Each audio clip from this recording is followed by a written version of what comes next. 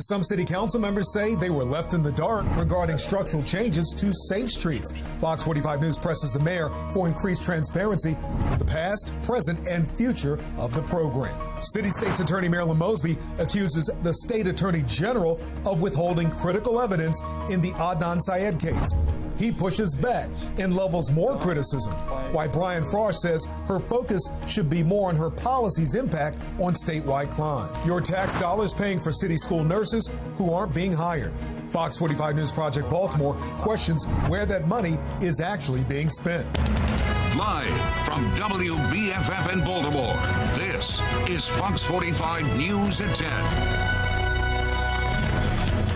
Good evening, everybody. I'm Mary Bubala. I'm Kai Jackson. Tonight, a war of words between City State's Attorney Marilyn Mosby and Attorney General Brian Frost over the Adnan Syed case. Syed has been home since Monday when a judge vacated his murder conviction. Marilyn Mosby now defending not just the decision, but the argument she made against Frost's handling of the case. Fox 45's Jeff Abel has been following this case all week long. Jeff joins us live right now with the latest turn of events in this case. Jeff. Well, you know, the state's attorney and the attorney general are tightening their grip tonight in the tug of war over this Adnan Syed decision. And tonight, the attorney general is accusing the state's attorney of making Baltimore less safe because of her focus on this case.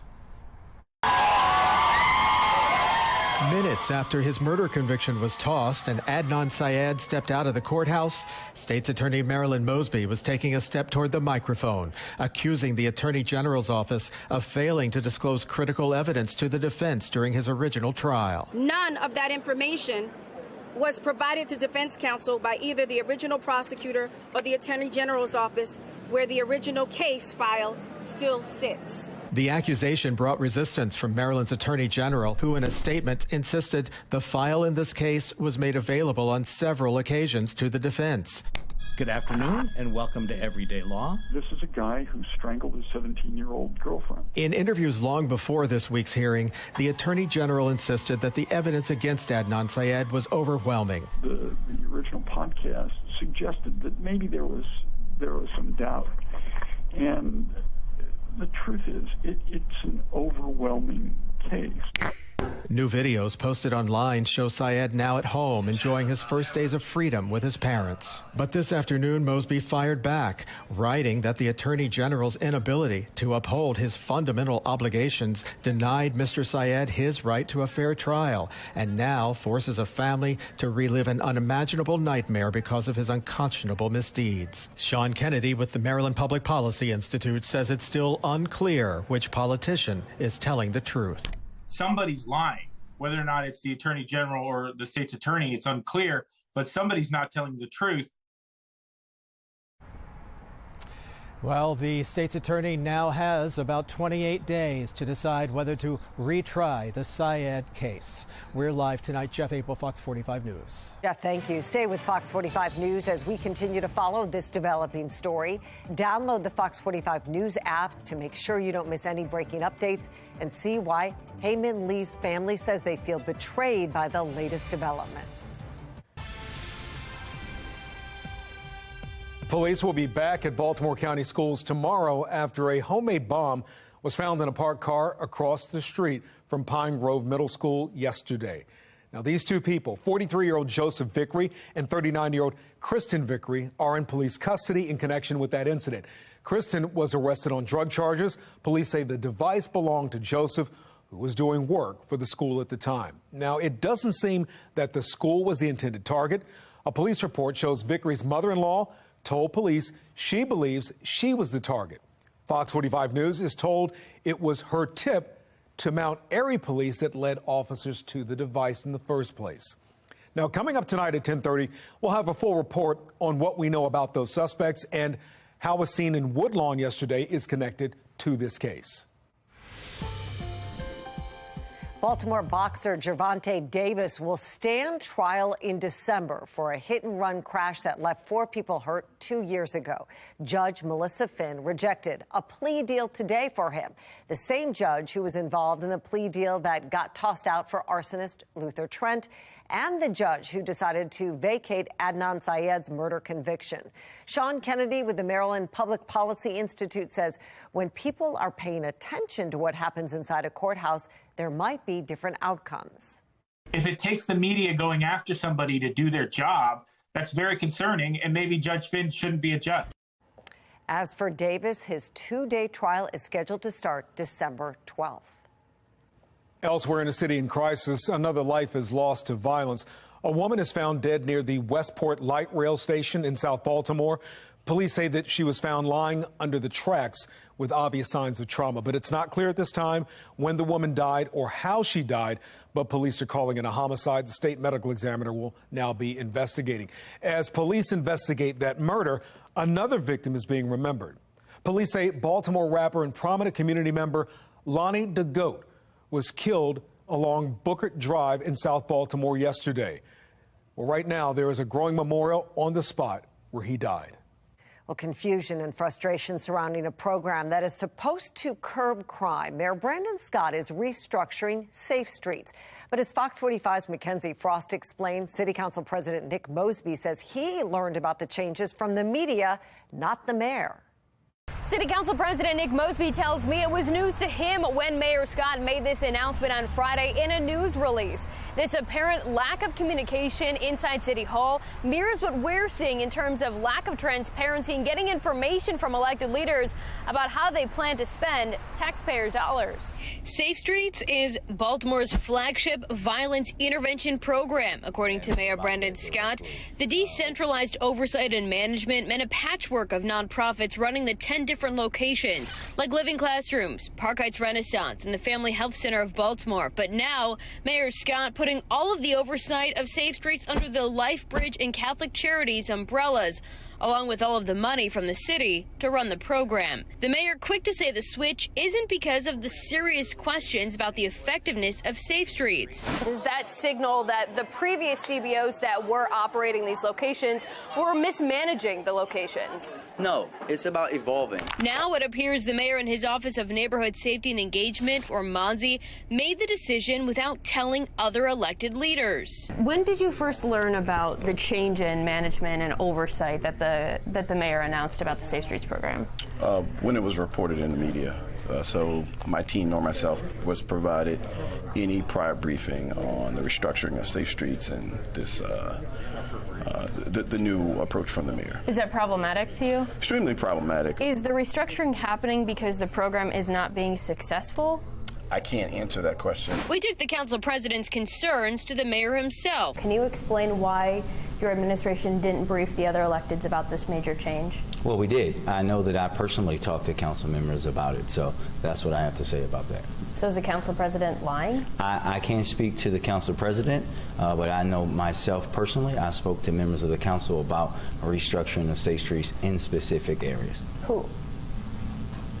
Multiple council members. Mayor Scott not revealing who he spoke to specifically. Mayor Scott has the worst judgment as to when to pick fights and with who. Sean Kennedy with the Maryland Public Policy Institute says keeping Mosby in the dark about shifting money around in city government is the wrong move by the mayor. Nick Mosby needs to know where this money's going, why it's going there, and how it's going there, or else this program needs to be ended. He controls the purse strings. Nick Mosby calls the shots. Meanwhile, our question to the mayor and MONSE going unanswered, asking if the Safe Streets program was working, why would the city change the management and oversight? Will the other community-based organizations receive new contracts with the city? If so, when will the public see how much money those groups will receive? We also asked, when will we see more information about the price of the contracts? That was something that the council president Mackenzie also talked about. You guys asked this question yesterday and we sent you a response. So the answer today is the same question, the same response as you got yesterday. It wasn't an answer though. A dollar amount. Next question. Go ahead. The mayor not being transparent with the people of Baltimore about how their money is being spent. The Brandon Scott administration is as transparent as a brick wall. And while Life Bridge and Catholic Charities are about to get even more money to run a program without clear success measures, the council president, who's in charge of the city's spending board, doesn't seem to know much about the mayor's spending plans either. They'll be getting the contracts for all 10 sites, and you have no insight on the terms of the contracts, how much money taxpayers will be spending on this. To date, the administration has not provided us with any level of understanding on the motivation and setup as to it relates to the restructuring of Safe Streets. Do you have any idea how much the city has spent on the Safe Streets program to date? To date, no, I don't know. Can you get that? Sure. Mosby's office has yet to give us that information. It's worth pointing out as well that we sent Council President Nick Mosby and City Comptroller Bill Henry the same list of questions, but those offices also ignored them. And we're still trying to get an interview scheduled with Lamar Jackson, the director of MONSE. That's a city agency that implements Safe Streets across Baltimore, but that interview has yet to happen. Outside City Hall, Mackenzie Frost, Fox 45 News. Well, now, as the city continues to pour money into the Safe Streets program, another organization working to reduce violence says the city rejected its request for funding. Doing the same old thing, giving to the same old folks, but expecting different results. Fox 45's Riel Creighton will join us live with a closer look at their mission and their concerns coming up at 10:30. Well, the city council president's chief of staff might have broken city rules when he spent more than $9,000 taxpayer dollars to attend a conference in England without prior approval from the Board of Estimates.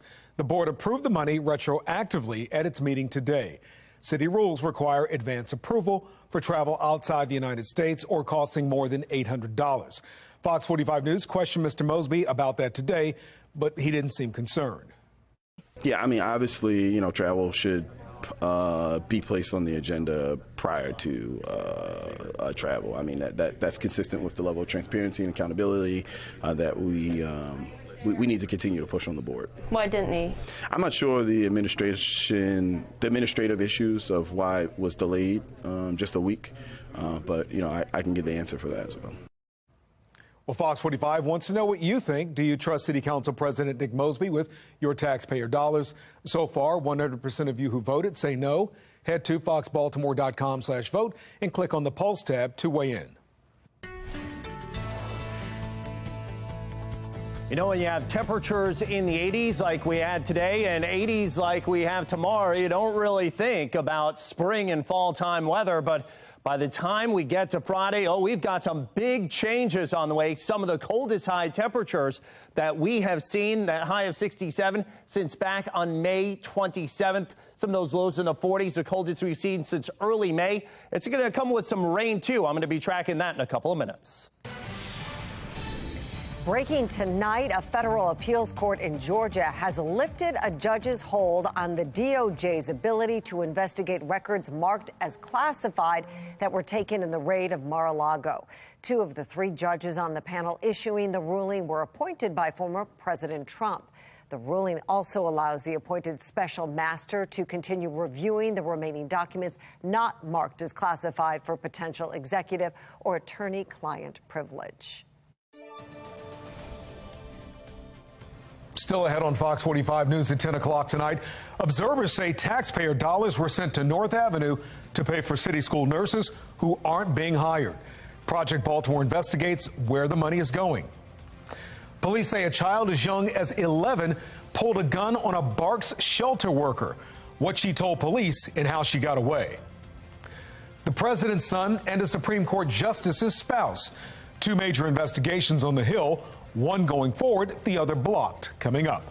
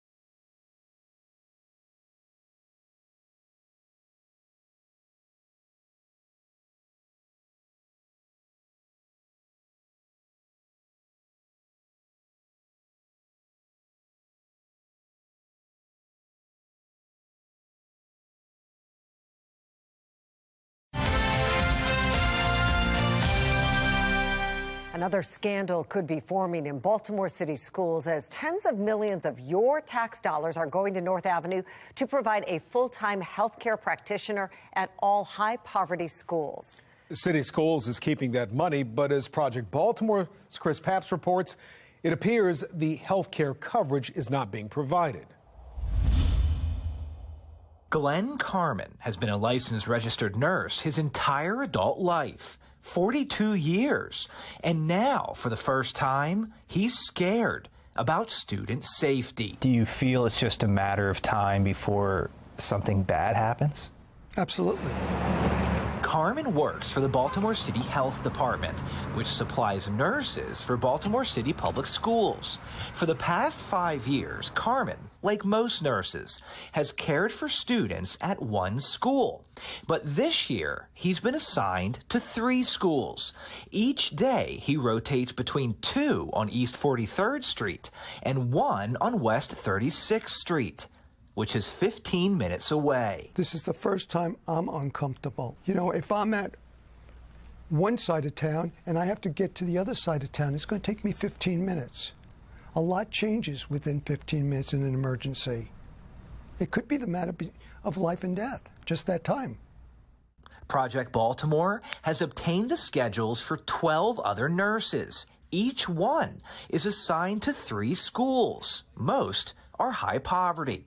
And Carmen says this is not just about student safety. Right. It's about state law. You believe the law is being broken? I know the law is being broken. The Blueprint for Maryland's Future, also known as the Kirwan Plan, was passed by Maryland's legislature in 2021.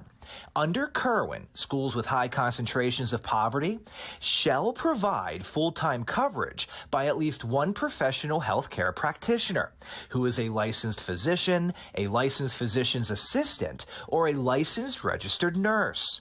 Baltimore City has 121 high-poverty schools. According to the City Health Department, 89 of them are staffed with a certified nursing assistant, not a professional health care practitioner, as defined under Kirwan. City schools told us a national nursing shortage has made this challenging. To provide the coverage required by Kirwan, registered nurses, like Carmen, are rotating between schools. Emergencies are being covered by the nursing assistant, but they're not being trained for those adequately. City schools this year received $32 million from the Kirwan Plan's Concentration of Poverty Grant to ensure schools have licensed health care providers. The Maryland State Department of Education told FOX45, Kirwan does not require schools to hire a licensed health care provider, meaning they don't have to have one on staff, but someone must be available to provide full-time coverage at every school. The district took the money, but 89 schools do not have a licensed registered nurse at all times. So is this a violation of the Kirwan Plan?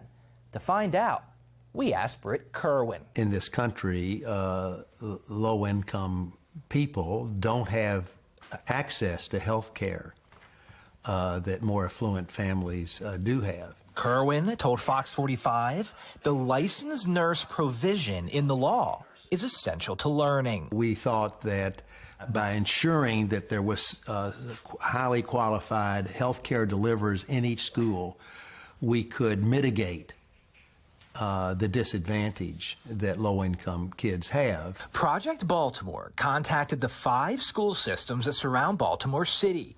Each one reports having a licensed nurse assigned to each high-poverty school. The question then becomes, does a registered nurse who splits time between several city schools equal full-time coverage? The law is not clear. But if city schools is not meeting the health provider expectations, Kirwan says a district will have to produce a compelling reason why, or the state could withhold funding. It's concerning because we deem that as a very important aspect of these concentration of poverty grants. I have to take on faith that they are doing everything they can to get qualified health care providers in each school. They're accepting the money. they're not providing the service. I'll be honest to you, the law is the law. You're correct. But until you're caught, until you're punished, it doesn't stop you from doing it. So Baltimore City Schools received $32 million to hire licensed healthcare providers at high-poverty schools. If they didn't use the money to hire nurses, then where did the money go? Well, city schools told us they used the excess funds to meet other student needs, but that may also be a violation of Kerwin. According to the law, the school system cannot spend the extra funds until a full-time licensed healthcare provider is at every high-poverty school. But again, the law does not define what full-time means. Now, coming up on Monday, Project Baltimore will have more with our interview with Britt Kerwin. We ask him about the teacher shortages, the effects of COVID, and what would have to happen for the Kerwin plan to be considered a success. That story, Monday at 10. I'm Chris Pabst, and this is Project Baltimore.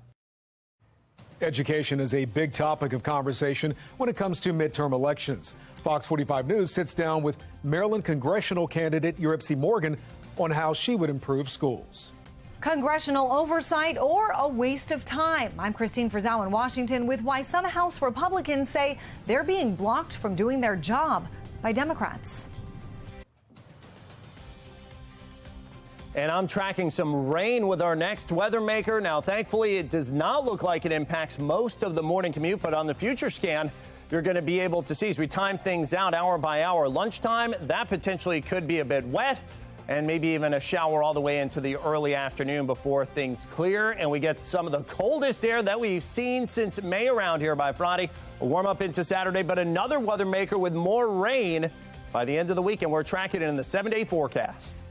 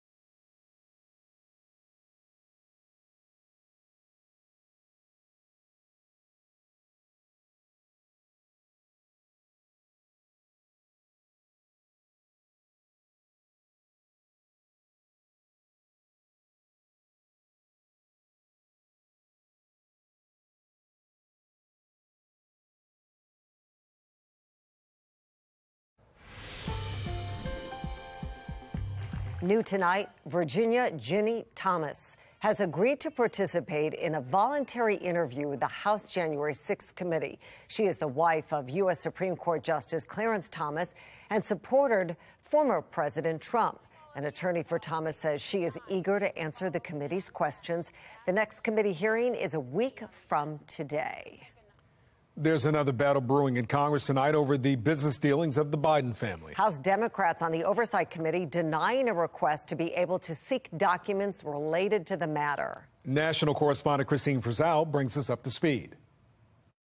This House will once again belong to we the people. On Capitol Hill, the congressional body charged with oversight and accountability at odds with one another over what that should actually mean. Republicans on the House Oversight Committee demanding documents detailing international business deals involving Joe Biden's brother James and son Hunter, with high-level officials in countries like Russia and China. If Hunter Biden and other members of the Biden family have more than 100 suspicious activity reports, Congress does need to know about this.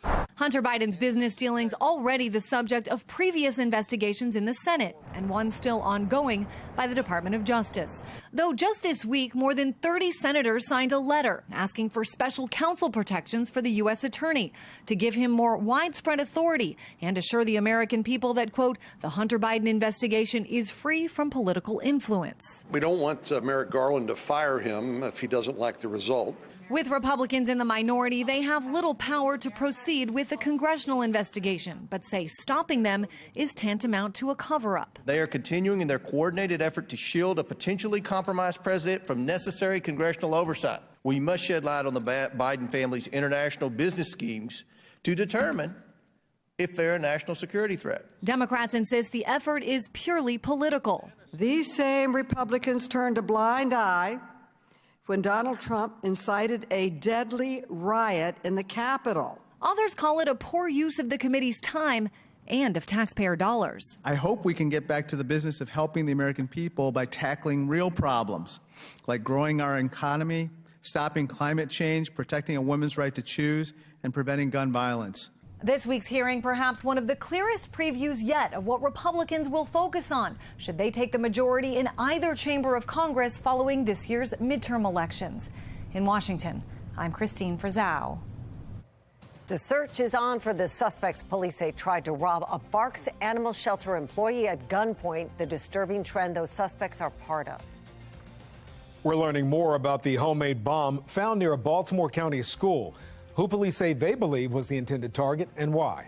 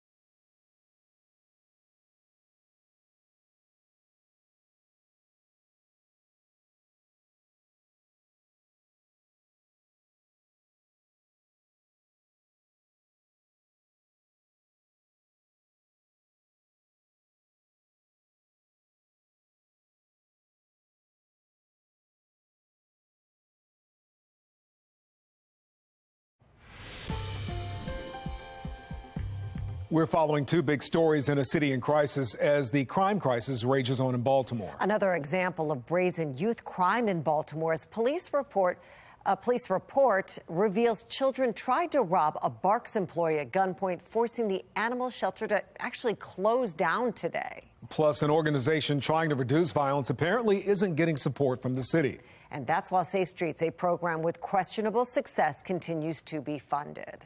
Keith Daniels will join us live with a closer look at rising juvenile crime in just a few minutes. Our live team coverage begins with Riel Creighton and the concerns from the FACE organization.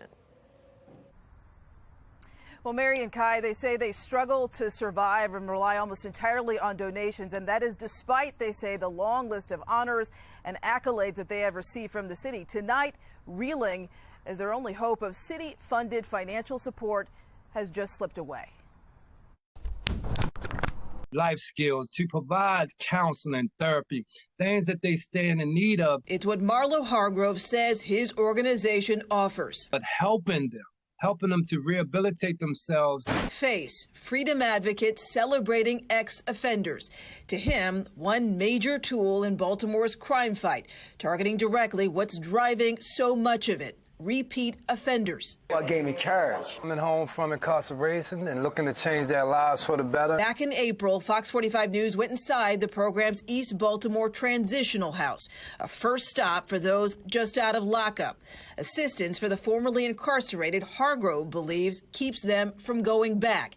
And a contribution even the city, he said, also seemed to recognize. Mind you, they've reached out to us, to the FACE organization. Invited to apply for funding via the Mayor's Office of Neighborhood Safety and Engagement, or MONSE. So they did. Injustice being done. And got their response. Stating that we didn't meet the criteria, but thank us for the successful work that we're doing and the possibility of collaborating in the near future. Rejection, Hargrove says, after 20 years of turning lives around, but no financial support.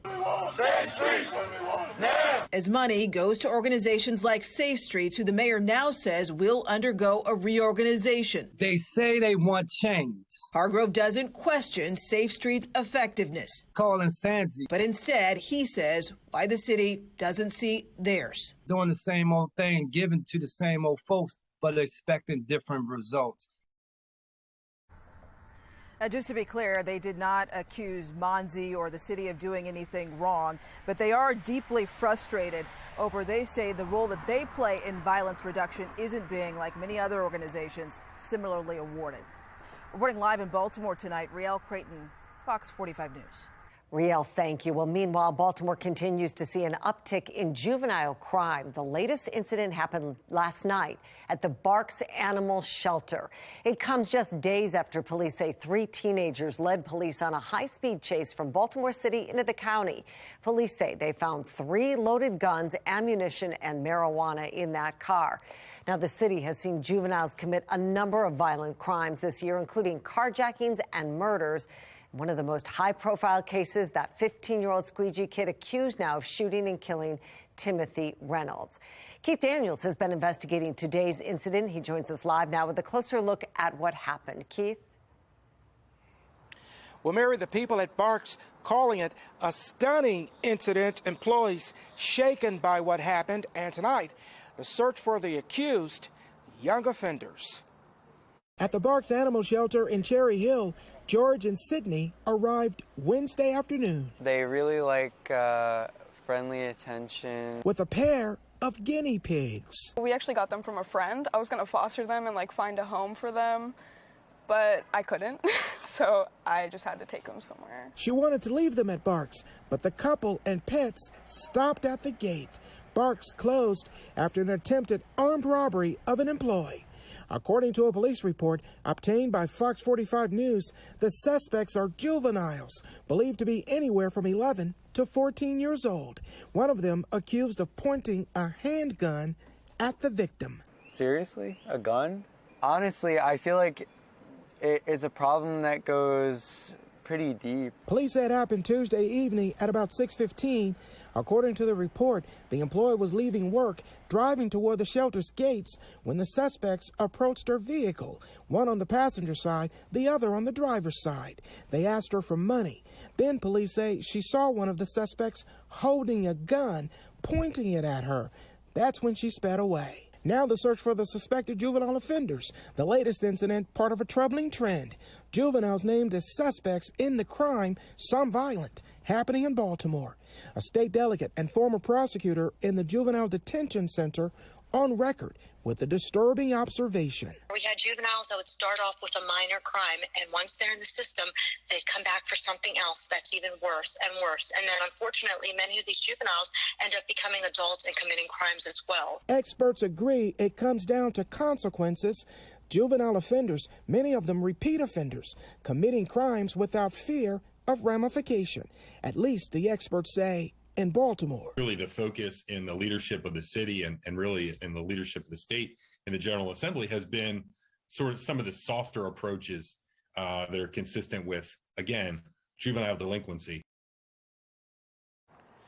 Well, BARC says it will reopen tomorrow for regular operations with increased security measures. Well, live tonight, Keith Daniels, Fox 45 News. Well, we want to hear from you. Is crime getting better or worse in your neighborhood? 95% of voters right now say worse. Head to foxbaltimore.com/vote to weigh in. As we've been reporting, a Carroll County man and his wife are in police custody in connection with a homemade bomb found near a Baltimore County middle school yesterday. 43-year-old Joseph Vickery is accused of making that device. His wife, Kristen Vickery, was arrested on drug charges. And we now know this homemade bomb was in a car parked just across the street from Pine Grove Middle School yesterday. Now that resulted in the school and Pine Grove Elementary being evacuated. Fox 45's Rebecca Pryor has more on what parents need to know. Yes, somewhere in this area is where that car containing that makeshift explosive was sitting. You can see it is just feet away from Pine Grove Middle School. Now, that's enough to put any parent on edge, but police say the students here were never the intended targets. Normally it's swarming with parents parked all the way up there waiting to go and get in. It takes like 20-25 minutes to get through the loop. Pine Grove Middle School's usually packed parking lot now practically empty. No one is here. Garrett Mark says his son wanted to go back to school, but doesn't blame parents for pulling their kids from class the day after a suspicious package prompted evacuations and panic. To me, it says everybody else is terrified. While school officials and local law enforcement still slow to get out new information. It's frustrating because for us, you hear something from your kid and you're expecting that somebody is going to be able to communicate with you. A police report obtained by Fox 45 revealing what really happened. According to the report, a homemade explosive concocted from everyday products such as cardboard and a remote-controlled car was sitting in a car just outside of the school. The man responsible, 43-year-old Joseph Vickery, who officials tell us works for an electric company that had a job inside the school at the time. He made a very poor decision to transport the bomb to that location in his vehicle, and that's where he happened to get caught. Police also raiding Vickery's alleged residence, a motel located in Woodlawn, where they found more items that were, quote, precursors for manufacturing explosive devices. It's also where Vickery's wife, Kristen, was arrested shortly after him on prior charges. Mount Airy's Police Chief Doug Reeds saying it all started with a tip from Vickery's mother-in-law. Well, we know that there was domestic issues, and we suspect that she probably was possibly the target. Wanting to put minds at ease, Reed's assuring the public there's no longer a threat to the community. We obviously avoided some type of major catastrophe and possibly a loss of life that could have resulted if we didn't catch up with them when we did. Meanwhile, some parents still wondering why they continue to be left in the dark. For me, it's kind of like, how hard is it to go and say, hey, there's been an incident, we're working with first responders, but this is what's going on. Now, along with multiple charges connected to these makeshift explosives, Vickery is also facing several firearm and drug charges. He's currently in police custody and being held without bond. Reporting in Baltimore County, Rebecca Pryor, Fox 45 News. Well, stocks closed down today because of yet another interest rate hike. The Federal Reserve Chair, Jerome Powell, says more hikes are likely on the way. My main message has not changed at all since Jackson Hole. The FOMC is strongly resolved to bring inflation down to 2%, and we will keep at it until the job is done.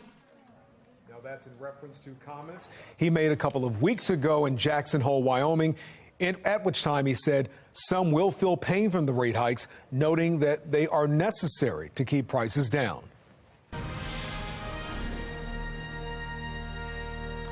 Well, with about 7 weeks until Election Day, Fox 45 News is introducing you to the candidates on the ballot. Fox 45's Mackenzie Frost sat down with Republican candidate Uripsy Morgan, who's challenging incumbent John Sarbanes to represent Maryland's 3rd congressional district.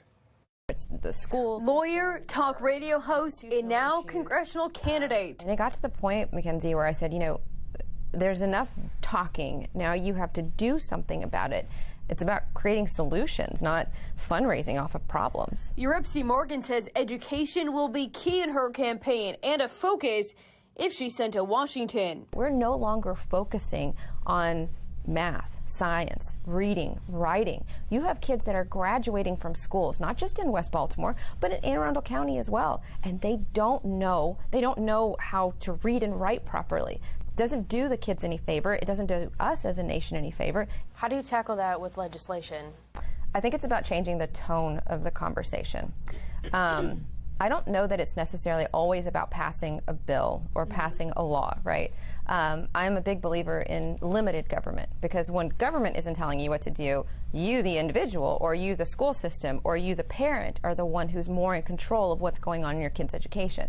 I have no problem with fully funding our education. Our kids deserve that. But it's about figuring out where those holes are, plugging those holes, and making sure that the dollars that we as taxpayers send and we expect that our kids get educated from that money, that it actually happens. Because if it's not, then we've got to go back, flip that cup over, and figure out where are those holes and where do we plug them up. In Baltimore, Mackenzie Frost, Fox 45 News. A crucial flaw with a crash avoidance technology. What's being done to fix the problems with automatic energy braking systems?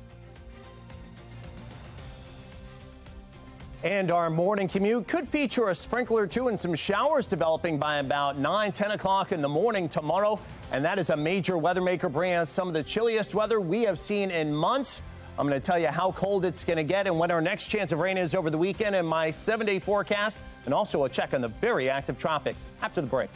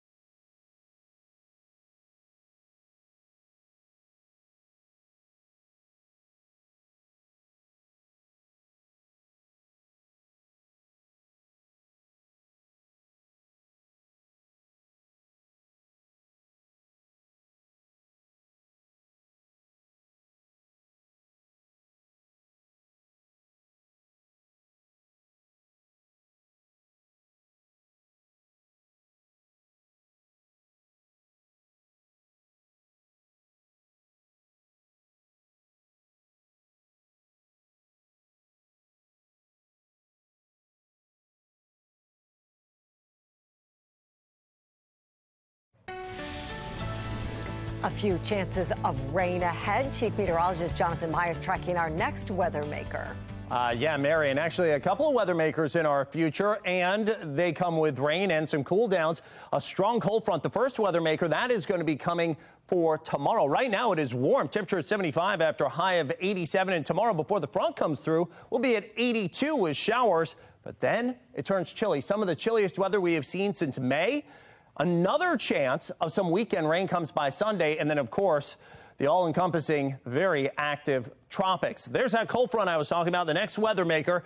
All the temperatures around and ahead of it, warmer than they were just 24 hours ago. But you could see those darker blues. Those are temperatures and the single and double digits below where they were just a day ago at the same time in places like Chicago, up to Fort Wayne, Milwaukee, Minneapolis. And there's the cold front. That's what you see here with all the showers and the thunderstorms moving through Columbus, Ohio into Pittsburgh now. So ahead of that weather maker, that cold front, it is warm.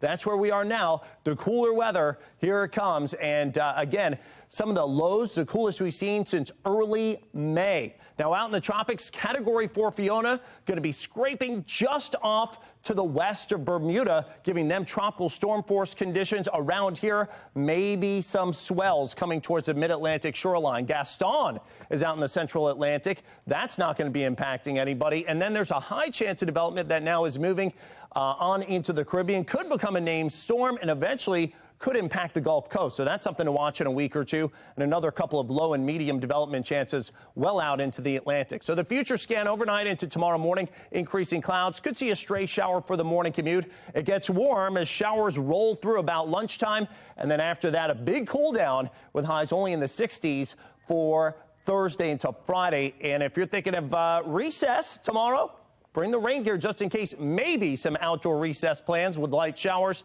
And then the big cool down Friday into Saturday. Spotlight on America is exposing a crucial flaw with a modern crash avoidance technology that often fails to work effectively in the dark, putting lives at risk. National investigative correspondent Lisa Fletcher digs into what's being done about it right now. Indian? Maybe. You may have seen the convincing commercials featuring automatic emergency brakes, or AEBs, working flawlessly. To even be able to detect danger and stop itself. But Spotlight on America discovered some AEB systems may not work as well as you're led to believe. And in most cases, drivers can't count on the systems to consistently work. According to a study by the Insurance Institute for Highway Safety, AEBs reduce the likelihood of a pedestrian crash by 32% in the daylight.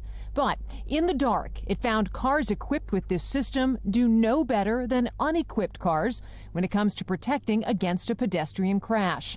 And that's something you won't hear in those impressive commercials. Spotlight on America was given rare access to the tests that prove it. Over and over and over again, vehicles outfitted with what's supposed to be life-saving technology failed to do their job. That's troubling information for Michael Brooks, the executive director of the Center for Auto Safety. That's one of the problems with a lot of these new technologies is the way they're advertised is kind of flash bang. This is the greatest thing since sliced bread. But in actuality, it works some of the time and it doesn't work other times. And we still have a long way to go before it's perfect, if we ever get there. And in the meantime, pedestrian traffic fatalities are soaring to their highest level in 40 years. And 3/4 of those crashes happen at night, when drivers would likely need these safety systems the most. How urgent is it, given the increase in pedestrian deaths, that this equipment works and works at night? I think it's absolutely critical. We need a baseline performance standard that sets the absolute lowest limit we're willing to accept for this safety performance. This year, Congress passed an infrastructure bill that requires all new cars to be equipped with automatic emergency braking systems. But how well the systems are required to work and under what conditions remains to be seen. That determination falls in the lap of the National Highway Traffic Safety Administration, or NHTSA. Illinois Congresswoman Sherry Bustos helped pass that bill, and she will be watching what happens next. They save lives. We told her what we discovered when it comes to automatic emergency brakes in the dark. you are pointing out something that is really, really important for the consumer to know. So let's make sure that the public is informed of that with what they're buying. And it's time to push car manufacturers, she says, to ensure their entire fleet has the best technology. How do we incentivize manufacturers to all get to a consistent place where they're using, even across their own models, technology that works the best? I would be willing to take a look at incentivizing our manufacturers to say, let's get to this perfect product as soon as possible. And then you back up that with looking at hardcore legislation. Are there penalties if you don't get on board? Do we hit a certain date where we say, okay, you either get this right or you're going to face some penalties? Spotlight on America asked NHTSA if they would require car companies to make sure their safety systems worked at night. They declined to comment and wouldn't agree to an interview, only to tell us that they were working expeditiously to meet the mandates of Congress. For Spotlight on America, I'm Lisa Fletcher. Ahead on the late edition, an update to the vandalism case at the Washington Monument, how long crews could take to completely remove the graffiti. Well, the O's look to avoid a sweep over one of the worst teams in baseball, how a big night from the young guys helped to put the brooms away. That's coming up.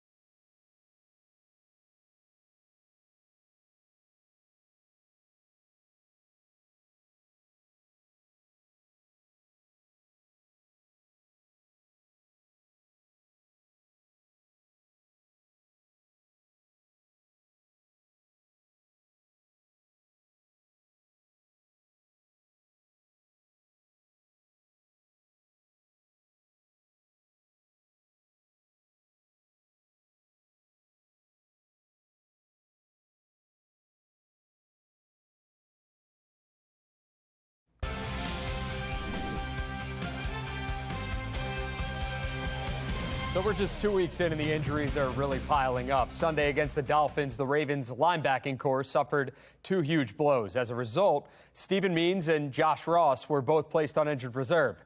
So the team went out and signed former Gilman standout Brandon Copeland to its practice squad. Copeland had a short-lived stint with the Ravens in 2013, and he's with them now. He's one that kind of sort of got away, and I've always had to watch him for other teams, and he plays so hard. Such a physical guy.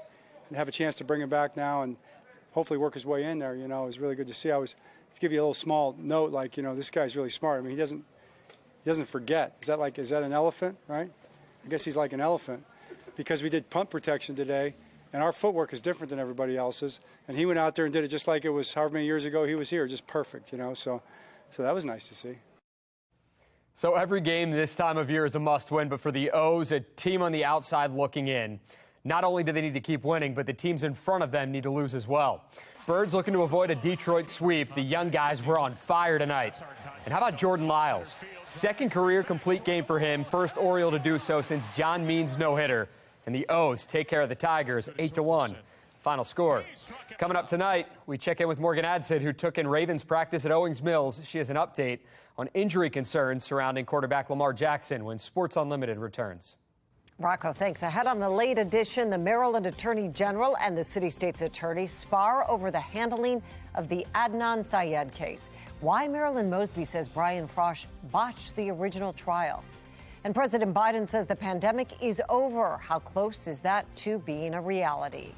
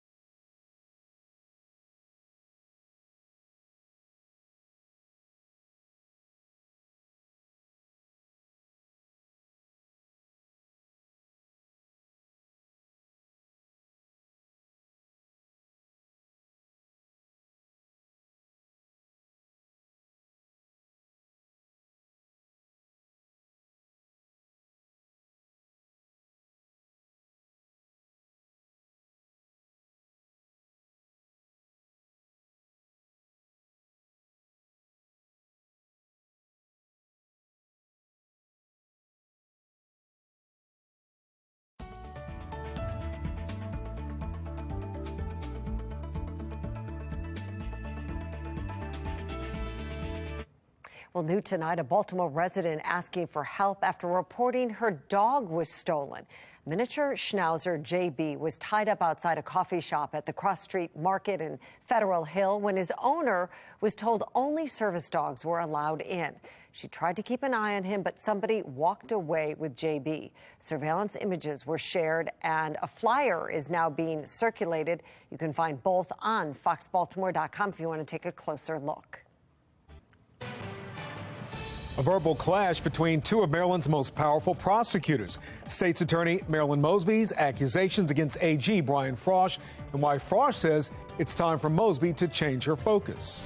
Calling insanity, doing the same old thing, giving to the same old folks, but expecting different results. City leaders have poured thousands into Safe Streets, but what about other violence prevention groups? Why they feel they aren't getting a fair shake.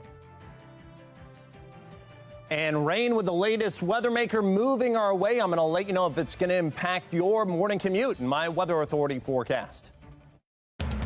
Live from WBFF in Baltimore, this is Fox 45 News Late Edition. somebody's lying. Whether or not it's the Attorney General or the state's attorney, it's unclear, but somebody's not telling the truth.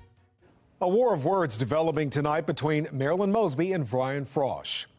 Good evening, I'm Kai Jackson. City State's Attorney Marilyn Mosby says the state Attorney General withheld key information in the Adnan Syed case. But Brian Frosh says Mosby's priorities aren't in the right place. Jeff Abel begins our coverage. Well, you know, the state's attorney and the attorney general are tightening their grip tonight in the tug of war over this Adnan Syed decision. And tonight, the attorney general is accusing the state's attorney of making Baltimore less safe because of her focus on this case.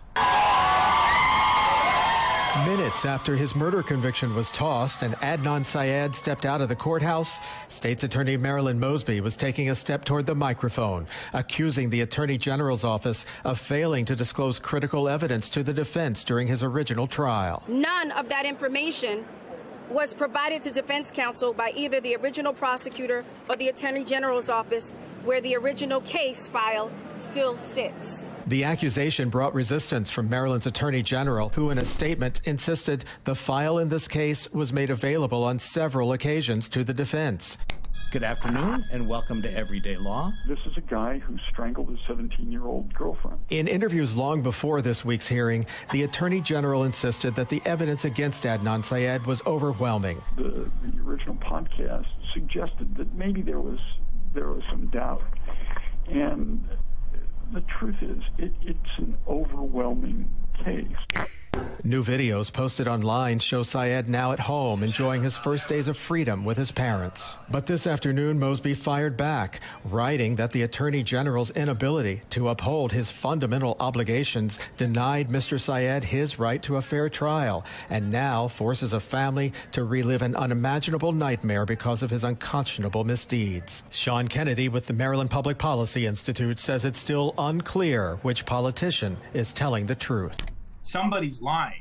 Whether or not it's the Attorney General or the state's attorney, it's unclear, but somebody's not telling the truth. The state's attorney now has some 28 days to decide whether to retry the Syed case. Jeff Abel, Fox 45 News. We continue to follow this story. The timeline of Syed's case and our complete coverage of the events are available at foxbaltimore.com. Well, the Barks Animal Shelter in Baltimore closed its doors today, sharing this post about an attempted armed robbery on their Facebook page. Police say an employee was held up while leaving work when a pair of young suspects approached her. When the employee saw a gun, she sped away. The latest incident, part of a troubling trend of youth crime. We had juveniles that would start off with a minor crime, and once they're in the system, they'd come back for something else that's even worse and worse. And then, unfortunately, many of these juveniles end up becoming adults and committing crimes as well. Barks says it will reopen tomorrow for regular operations with increased security measures. Baltimore police say they found a woman's body under a bridge near the Westport light rail station in South Baltimore. Police say they got the call around 2 o'clock. Investigators found signs of trauma on the woman's body. An investigation is underway.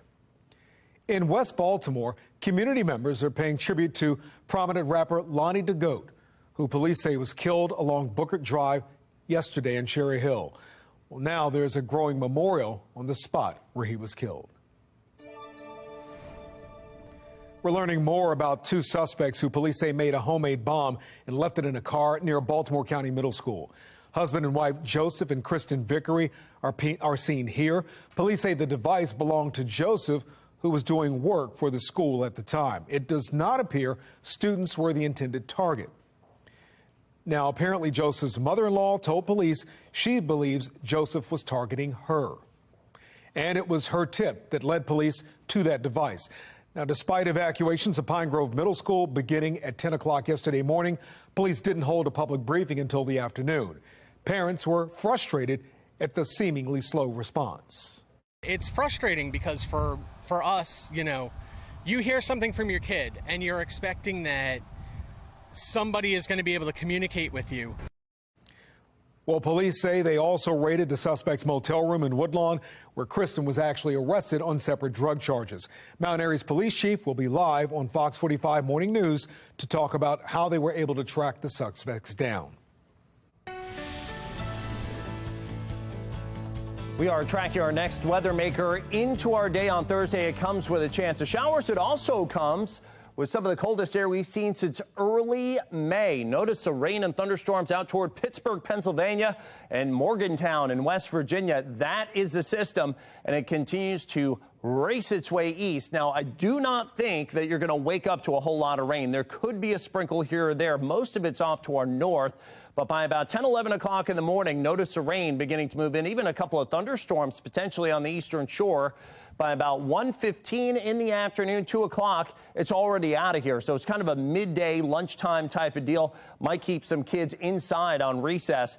And beyond that, actually, it looks like we could be seeing some sunshine returning. So tomorrow morning, again, a chance of rain showers, but it doesn't look like anything really begins to hit until after the morning commute. We're tracking very active tropics and some of that chilly air. I'm going to let you know how cold it gets and for how long. My Weather Authority forecast. All right, Jonathan, thank you. New tonight, union members are now reviewing the deal that averted a nationwide rail strike, a strike that would have affected MARC service in the state of Maryland. A dozen unions representing more than 100,000 workers are looking through the fine print. Employees say current schedules and workloads aren't sustainable, but a strike would have cost the U.S. economy up to $2 billion a day by some estimates. A vote on this proposed deal is expected sometime in mid-November. Updating breaking news from last night, crews are beginning to power wash and scrub the red paint splattered and written on the Washington Monument. Most of the paint was removed, but it will take more treatments to make sure the profane statements are gone. We've also learned the man taken into custody is a 44-year-old from Indiana. Jenny Thomas will go before the January 6th committee over claims she tried to help change 2020 election results. What her lawyers say she's trying to prove.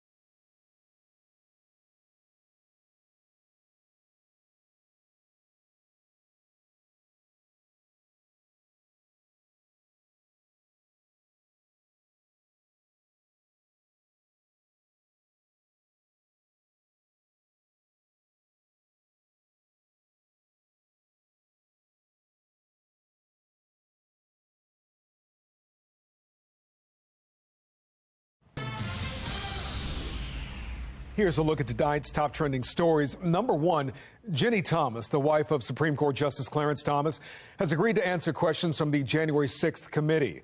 Thomas is accused of trying to overturn election results in Georgia and Arizona. She's accused of communicating directly with Trump and election officials. Well, she's been openly critical of the House committee investigating the riots as well. Washington is broken, and you know it, and I know it. And we know that there's a lot of snakes out there. Well, the claims against Thomas have led to questions about a conflict of interest with her husband's role on the Supreme Court. Thomas's lawyer says his client wants to clear any misconceptions about her work relating to the election. Number two, the Phoenix Suns and Mercury are now up for sale. The team's owner, Robert Sarver, is shopping for buyers after the NBA suspended him and fined him $10 million for a hostile work environment. A report found he used racial slurs and made inappropriate physical contact with several employees. Forbes recently estimated the value of the Suns at about $1.8 billion. Here's a look at tomorrow's headlines right now. Johns Hopkins University will be holding a town hall on its efforts to start a campus police force. That force would serve the Johns Hopkins, Bayview, and Peabody Institute. And Baltimore City Council is set to meet to discuss lifting some of the degree requirements for jobs in the city. The Safe Streets program is the city's biggest violence prevention group, but they're far from the only ones striving for change, why other organizations argue they're just as deserving. And if you're planning out how you're going to dress the kids for school tomorrow and if they're going to have an outdoor recess, well, the answer is maybe. We're going to have some light showers, so I guess it's kind of dependent on the school, but I'd have some rain gear just in case they are sent outside. But the showers should be generally light, and beyond that, some chilly weather heading our way. Chilliest since May. I'll let you know how cold it gets in my Weather Authority forecast.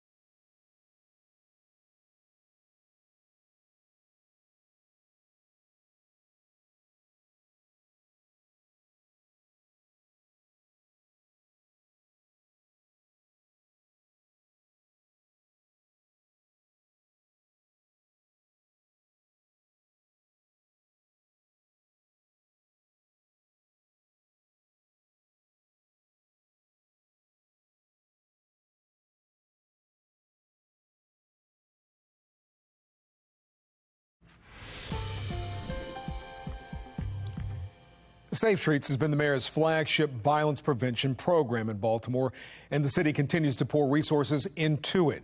While other organizations in the city tackle entirely different sets of issues surrounding violence.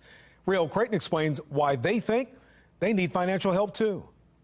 Well, they say they struggle to survive and rely almost entirely on donations, and that is despite the long list of honors and accolades they have received from the city. Tonight, reeling as the only hope they have of city-funded financial support has just slipped away. Life skills, to provide counseling, therapy, things that they stand in need of. It's what Marlo Hargrove says his organization offers. But helping them, helping them to rehabilitate themselves. Face, freedom advocates celebrating ex-offenders. To him, one major tool in Baltimore's crime fight, targeting directly what's driving so much of it. Repeat offenders. What gave me courage? I'm at home from incarceration and looking to change their lives for the better. Back in April, Fox 45 News went inside the program's East Baltimore Transitional House, a first stop for those just out of lockup. Assistance for the formerly incarcerated, Hargrove believes keeps them from going back. And a contribution even the city, he said, also seemed to recognize. Mind you, they reached out to us, to the FACE organization. Invited to apply for funding via the Mayor's Office of Neighborhood Safety and Engagement, or MONSE. So they did. Injustice being done. And got their response. Stating that we didn't meet the criteria, but thank us for the successful work that we're doing and the possibility of collaborating in the near future. Rejection. Hargrove says after 20 years of turning lives around, but no financial support. As money goes to organizations like Safe Streets, who the mayor now says will undergo a reorganization. They say they want change. Hargrove doesn't question Safe Streets' effectiveness. Call insanity. But instead, he says why the city doesn't see theirs. Doing the same old thing, giving to the same old folks, but expecting different results. Now, to be clear, they did not accuse MONSE or the city of doing anything wrong. They understand there are public funding priorities, but they are still deeply frustrated that they say the role that they play in violence reduction, like many other organizations, isn't being similarly rewarded. Reporting in Baltimore tonight, Riel Creighton, Fox 45 News. Dr. Andre Humphrey with Baltimore's trauma response team says his organization needs help from the city also. His group helps victims of violence and trauma heal. But when they asked for $400,000 from the city to help with their efforts, they got a counteroffer of $25,000. A form of disrespect and a slap in the face. With the funding that they have, they were serious about trying to help the victims of trauma. I believe they're going about doing it the wrong way. Dr. Humphrey says city leaders aren't taking his organization seriously as violence prevention strategies. Well, Hurricane Fiona continues to move through the Caribbean. It's caused major damage in the Turks and Caicos, as well as Puerto Rico itself, where crews are switching from rescue to now recovery. Most of the island doesn't have running water or power, and roads are flooded, and it is a mess for thousands on that island. Chief Meteorologist Jonathan Myers is tracking Fiona's path. Jonathan? Yeah, incredible. Just from a Category 1 storm, but a slow-moving Category 1. So it's not always a strength that causes all the big damage. Nonetheless, we've got very active tropics that we're tracking right now. Around here, it's calm for the time being. 74 degrees, clear skies, mile 1,000. Cam winds out of the southwest at 5. Boy, is it warm, almost a little bit humid, too, now, with the dew point, or the measure of moisture in the air, beginning to rise into the 60s, and eventually that will lead to rain tomorrow. Currently, temperatures all across the board in the 60s and low to mid 70s. We've had big heat today. Places like Memphis, 100 degrees, 83 right now. We are a part of that warm side of the country, but notice a big change. Chicago northbound, 60s fall to 50s and 40s. Almost a touch of winter there in portions of the Black Hills and Great Plains. And it looks like for us what's going to be happening is this weather maker with showers and thunderstorms out toward Pittsburgh, up toward Buffalo, New York, and down to St. Louis. Well, that is going to move east, and that is going to introduce that risk of showers for us tomorrow. And then behind that, oh yeah, much cooler air. That's the stuff that's in the upper Midwest. That's going to be rolling our way quick by late tomorrow.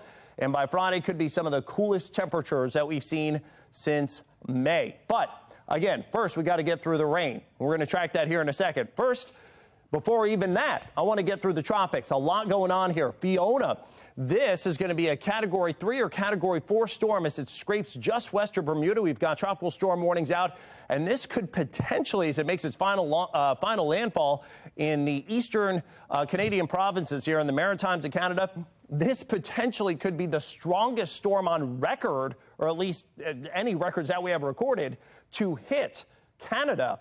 So this could be a Category 1 or Category 2 extratropical type cyclone as it moves in there. So going to be some incredible video, I'm sure, coming out of that as it moves toward Newfoundland over the weekend. Now, there's also Gaston, which eventually becomes a tropical depression and weakens over the north central Atlantic.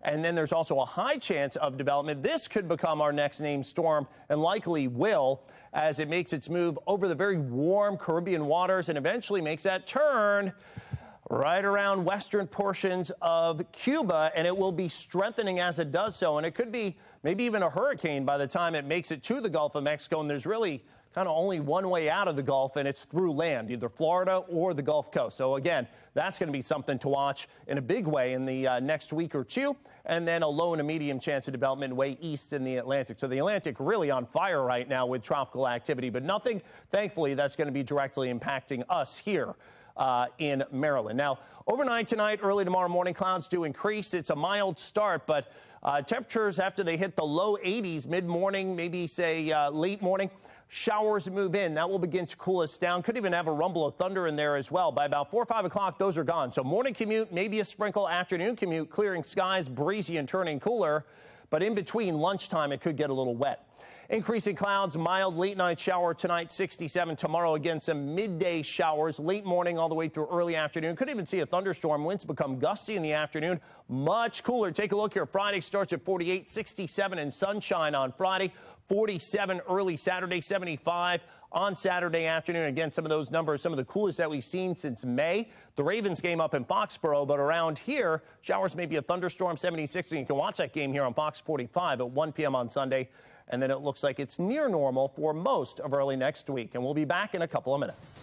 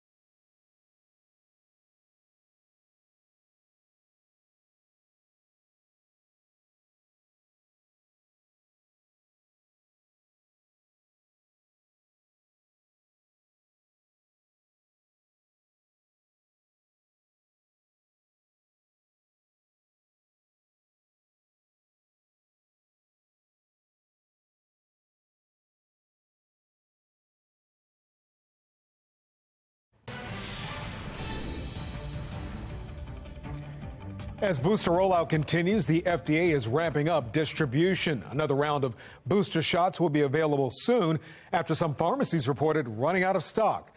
Now, this comes as COVID numbers are trending down in Maryland. But does that mean the pandemic is behind us? Fox 45's Tom Rogers looks for answers. President Joe Biden recently stated on a national TV program that the pandemic is over and no one is wearing masks. His comments quickly causing his administration to redefine what the president means, with many health officials saying COVID is still prevalent and will be a factor in our lives indefinitely. But Dr. Greg Schrank, a professor and epidemiologist with UMMC, says it is even more than just COVID, especially this time of year. We can simultaneously acknowledge two things. One is that we're no longer experiencing a public health crisis the way in which we were in 2020. But on the same side, also acknowledge that COVID's still here and it continues to cause a large number of infections and illness across the United States. So masks remain effective against both influenza, COVID, RSV, all of the other bothersome viruses that we encounter during the winter. And another opportunity to plug the flu vaccine. It's been a very unpredictable couple of years with influenza, but Australia saw its worst flu season in recent history. So we anticipate the possibility of a bad flu season coming up, especially without any existing immunity in our population. Dr. Schrank says, while it may not seem important to you right now, getting your flu and COVID vaccines will help others stay safe who may be immunocompromised. Tom Rogers, Fox 45 News. It's no fashion trend. Lamar Jackson seen wearing a sleeve on his throwing arm during Wednesday's practice. The issue that's bothering QB1 ahead of the matchup with New England.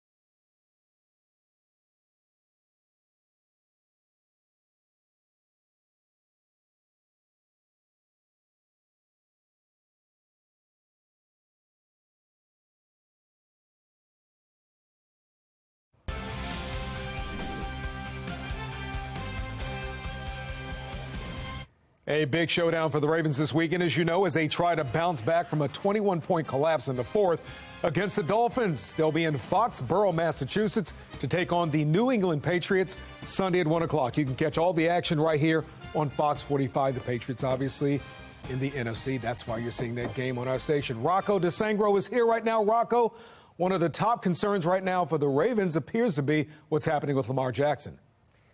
Yeah, health, and fans hate to hear that. But like they always do following practice, the Ravens released their Wednesday injury report, and a new name popped up on the list, quarterback Lamar Jackson.